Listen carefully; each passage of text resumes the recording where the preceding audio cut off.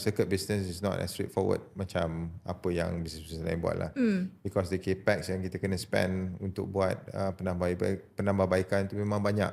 Dia macam constant punya ke ataupun macam mana? It is. So say for example, kita punya toilet dekat Sepang. Kita dah buat penambahbaikan dekat bahagian paddock, dekat bahagian main grandstand.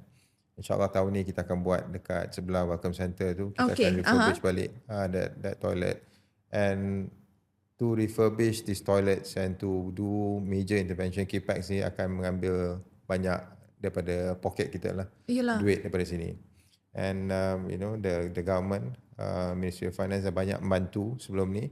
Dia nak kita berdiri atas kaki sendiri sekarang. So we be independent. Okay. Right?